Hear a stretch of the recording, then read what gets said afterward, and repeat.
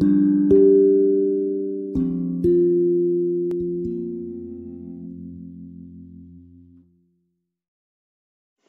what's up, everyone? And you're joining me on another episode of the Music Reviewer Podcast. My name's Josh, and today, episode 5 is going to be over the first debut album of EOB of Radiohead fame. Now, before I get started, I just want to let everyone know that the last episode was over the newest Drake mixtape drop, Dark Lane demo tapes. Had quite a bit to say on that one. If you're interested, go ahead and check it out. And yeah, we'll get right into this EOB review. Now, the artist that we're going to be talking about today goes under the abbreviation EOB, which really just stands for the name Ed O'Brien. Ed O'Brien is the rhythmic guitarist, and he also does provide backing vocals in the band Radiohead. Now, from my perspective, I am a huge fan of the band Radiohead. Like so many people, probably in my age range and with my taste of music. Now, I kind of got into Radiohead late in my life. I didn't discover their full discography until I got to college. They also have a pretty recent release with A Moon-Shaped Pool as well, which was their latest album in 2016. Now, Radiohead is a band that does like to take their time between album releases, which would make sense for there to be independent acts coming from the band. Now, I was perfectly familiar with Radiohead's sound growing up through my most of my life. I just never really took the time until one particular day I threw on In Rainbows, and it was quite an experience. If you have not listened to the album, I highly recommend In Rainbows as a starting point for Radiohead. They do have fantastic albums all over their discography, such as Kid A or Hail to the Thief. A very admirable thing about Radiohead actually is that all the original members, I believe, are still in the band today, which is quite uncommon for most bands.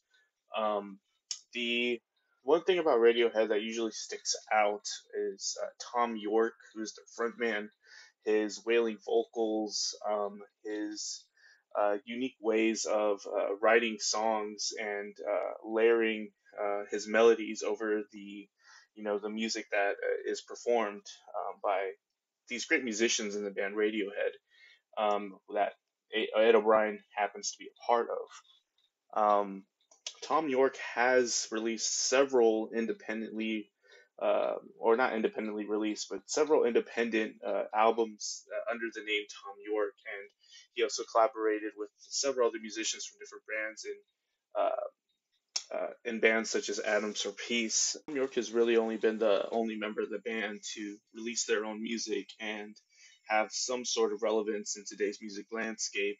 Um, and I would describe Tom York's music as being quite quite similar to the Radiohead sound still, which leads me to talk more about how EOB would come into his own and how his sound would possibly differ from Radiohead's sound, which leads to bigger topics as to why would an artist release their own music independent from their original project of which they're known for, and really at that point, a band like Radiohead and their size, why would you need to release your own music independently if you're already in a band that's has toured across the world, sold probably millions of albums, and what I think it comes down to is the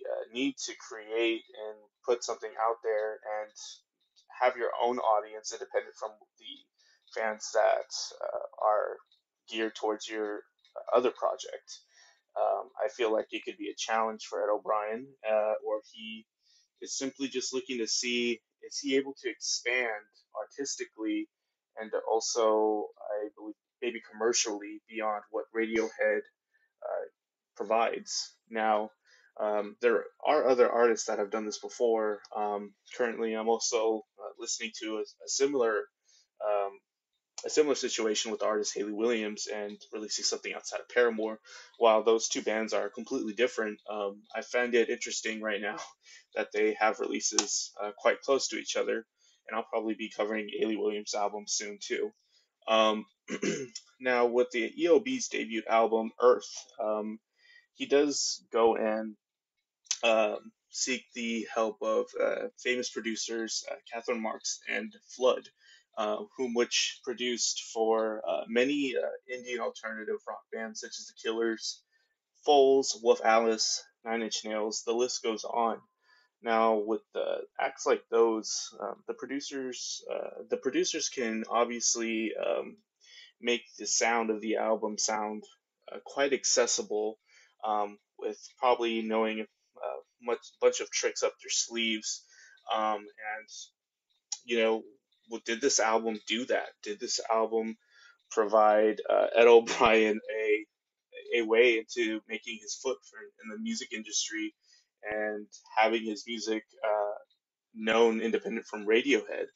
Um, is this sound accessible? And upon first listen, that is really not the case, with the exception of maybe the debut track Shangri La, um, which I've discovered really just by listening to contemporary indie radio in the car. And I was surprised that this was his song, but the album does start with the song Shangri La. It starts with a nice groovy intro. It's a track that likes to build up. Some falsetto vocals by Ed O'Brien there. It has a really great chorus. This is probably actually my favorite song on this album. Now, there's some use of auxiliary instruments in the track as well. There's a rememberable pre-chorus. It's a great track through and through. However, the rest of the album really has nothing to do with the way this song sounds. It's almost like the rest of the album is a completely different project. And I guess one thing that you can take away from this album is all these songs are independently their own. They really don't connect really in much way at all. The next track, Brazil, is such a shift of pace.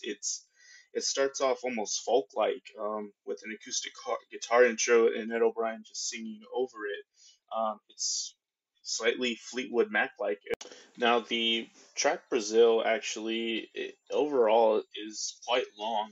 However, it does have a nice build up and development. Once that acoustic guitar full like part ends, it does quickly shift into an electronic track, with a deep bass, I guess, pulse, and then some nice synth elements to it. It ends up sounding like almost a hot chip or even a M83 track. It has a nice groove to it. It sounds somewhat tribal. Um, it is a shift from Shangri La, but it is a nice track, and to this point, I'm still enjoying the album. Um, but that once this track ends, which I believe it's like an 8 minute track, it does take another drastic shift into Deep Days. Now, Deep Days is an interesting track because it features I feel what it tries to be an accessible sound, um, with a nice groove to it, some clear production, and a relaxed vibe to it. There is a lot of elements that could remind me of Jack Johnson, or even with the instrumentation on the track, it reminds me a little bit of Kurt Vile, perhaps, with the synths and guitars combined in a relaxed manner. And the track overall is very anticlimactic, which brings me into a topic of the sound of this record overall. I feel like some of the songs at times are incomplete. They maybe lack a bridge, or the bridge goes to nowhere. Um, it Other than Shangri-La, I feel like most of these songs, in a conventional sense, aren't really songs. Let's go back to Brazil. Brazil was quite long. It felt almost unnecessarily long, and then when you go to Deep Days, well, it's a lot shorter. However, it kind of is just a very repetitive in the performance of the track. It doesn't really build up to anything, unfortunately, and it happens through all throughout the record. If we go over to the song "Long Time Coming," now this song um, it has features more acoustic guitar. It's a little dreamy and spacey. It reminds me a little bit of that one Led Zeppelin song, I think called "Over the Hills and Through the Trees," um, and I am enjoying it. But as the song develops, it shifts into a change of character, and it simply just ends. It leaves me wanting much more. Um, Now the song here, "Long Time Coming," it does actually bring another big topic of this album, which the obvious similarities to Radiohead. This is where this album has the obvious Ed O'Brien influence that you see in Radiohead's music. For example, the song "Banksters" sounds like it came straight from In Rainbows or Kid A. It is one of the more interesting tracks on the album. It has a nice little refrain uh, saying, "Where did all the money go?" There's some bright synth loop features in it. Um, Overall, I didn't really care for the track too much, but it was better than um, the two songs between there, "Long Time Coming" and "Mass." Um, and then we have a little bit more of this that um, where I'd say, wow, this sounds a lot like Radiohead in the song Olympic. It's a really groovy track. The bass and drums are tightly played together. It sounds like the first track on In Rainbows, actually. Um, it ends up building up and it kind of overstays its welcome.